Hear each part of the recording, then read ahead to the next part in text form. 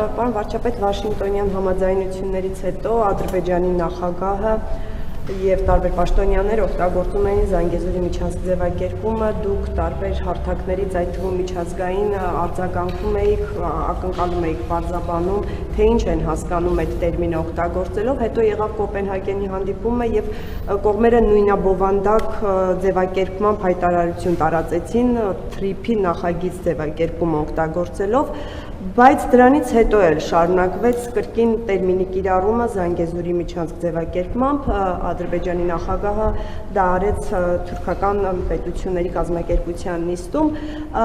Ես ուզում եմ հարցնել, հնչեց նաև արձագանք, որ դա չի վերաբերվում Հայաստանի տարածքին։ Ես ուզում եմ դուք հստակեցնեք, որ դա չի վերաբերվում Հայաստանի տարածքին, սա արդյոք ադրբեջանական կողմի պարզաբանումն է, որ հայկական կողմը ակնկալում էր ստանալ։ Իրենք են ասել, որ դա Հայաստանի տարածքի մասին չէ։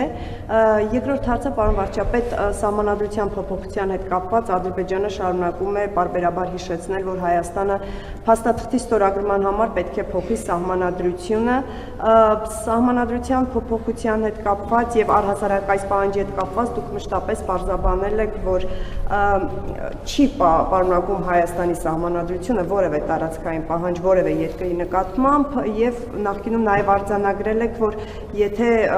այս տրամաբանությամբ շարժվենք, ապա Ադրբեջանի սահմանադրությունն էլ տարածքային պահանջներ է պարունակում Հայաստանի նկատմամբ։ Հաշվի առնելով, որ այս արձանագրումը ձեր կողմից եղել է եւ Ադրբեջանը չի հրաժարվում իր այս օրակարգից, հնարավոր է ինչ-որ փուլում Հայաստանը եւս բարձրացնի Ադրբեջանի սահմանադրության փոփոխության հարցը եւ մի ներքաղաքական հարց Սամվել Կարապետյանի ուժի հետ կապված,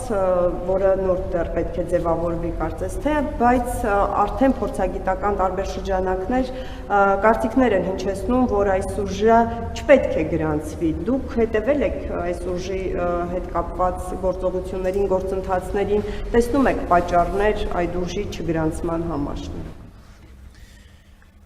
Շնորհակալ եմ։ Առաջին հարցի հետ կապված մենք առաջին հարցի հետ կապված դուք ինքներդ հիշատակեցիք Կոպենհագենի հանդիպումից հետո երկու կողմերի կողմից տարածված հաղորդագրությունը։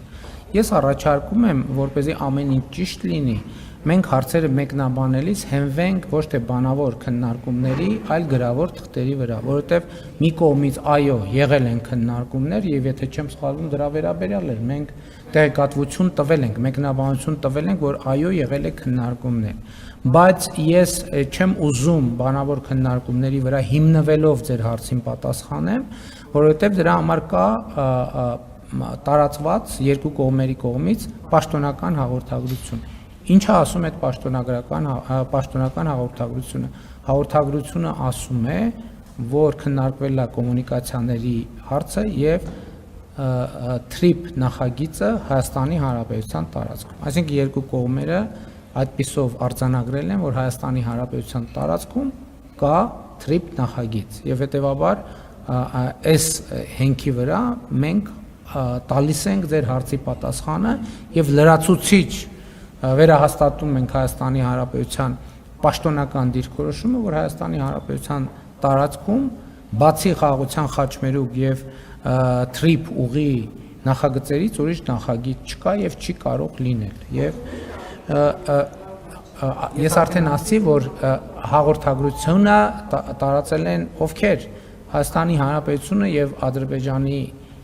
Հանրապետությունը տարածել են Ադրբեջանի նախագահի եւ իմ հանդիպման արդյունքներով։ Էլի ուզում եմ ինչի եմ այսպես պատասխանում ձեր հարցին եւ նաեւ դրա հետ կապված բազմաթիվ հարցերի, հասկանում եք, որովհետեւ թեման ինքը անընդհատ քննարկվող է եւ ճիշտ սկզբունքը հենվել գրավոր թղթերի վրա, որպեսզի չպարզվի, որ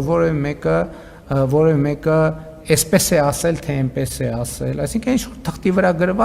վրա գրված է, ինչ որ մեկը ասել է, մյուսը լսել է, գուցե թե ինչ որտեղ ինչ որ մի բան ճիշտ չի ձևակերպվել, մյուսը ճիշտ չի հասկացել, արձանագրված է թղթի վրա եւ ընդհանուր առմամբ ես կարող եմ ասել, որ գոհ եմ նաեւ Կոպենհագենի մեր քննարկումներից եւ ընդհանրապես մեր շփումներից եւ ընդհանրապես խաղաղության ինստիտուցիոնալացման ճանապարհին կատարվող աշխատանքներից։ հարգելի գործընկերներ, սիրելի ժողովուրդ, ես ուզում եմ եւս մեկ անգամ արձանագրել, որ դա անառարկելի փաստ է Հայաստանի Հանրապետության եւ Ադրբեջանի միջեւ խաղաղություն է հաստատված։ Ընդ որում ես ասեմ, թե չասեմ, ես կարող եմ ասել, ես կարող եմ չասել, դա իրողություն է եւ այդ իրողությունը կարծում եմ նույնիսկ դժվար է չնկատել։